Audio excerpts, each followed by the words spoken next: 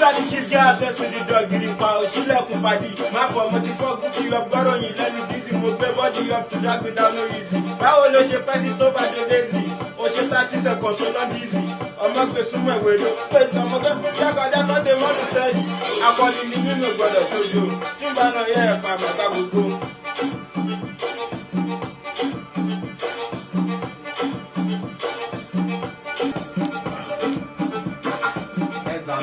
What is now? All this people got money. Jésù. Jésù. Pa gbogbo kini. Pa gbogbo kini. Pa gbogbo kini. Gbogbo ilé. Pa kini mi fẹ́ gbárùwó.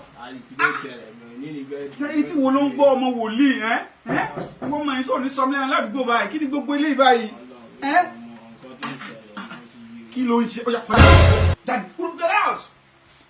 Get out. Mi mọ̀ nǹkan táwọn rí kí mi mọ̀ àwọn ọmọ ayé sìn ẹ́. Can you imagine?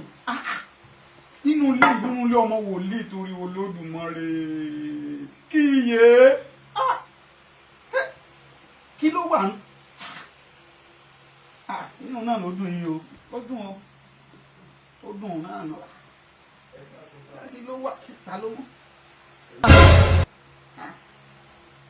Náà ń dùn o.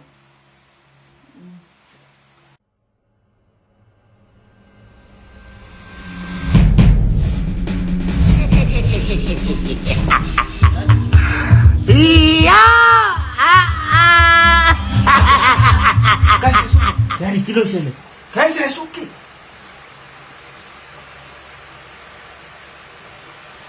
Ṣé o rí pé gbogbo ilé ń yípo ni? Ṣé ò yípo? Gbogbo ẹ̀ ṣe wá dúdú báyìí. Daddy, gbogbo òdúdú iná ló wà ní títàn yìí. Ta ló gbé lẹ́kùn kúrò ń bí? Ibi ìbàyìí nílẹ̀kùn wà, ṣe bẹ́ẹ̀ ilẹ̀ kọ́ ní Daddy, ibi tẹ́ gbé lẹ̀kùn sí lélẹ̀. Ta ló wá gbójú ọ̀nà sí rí? Kí ló dé tẹ́ ẹ̀ sọ fún mi nígbà tẹ́ ẹ gbé ọ̀nà kúrò ń bẹ̀ yẹn? Daddy, ṣé ṣe ká ti mú nǹkan tí mo gbélẹ̀ síbi? Àní ojú kúrò bí ọ wá.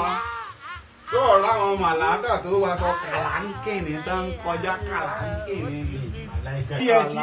Ẹ ní sùúrù jàre Daddy, kò sí màláìkà kankan tó ń fò wá. Àwọn kan wọ́n lọ sí àyín, wọ́n tún wá ń lọ sí àyín. Tó ọ̀rọ̀ àwọn tó ń lọ sí àyín.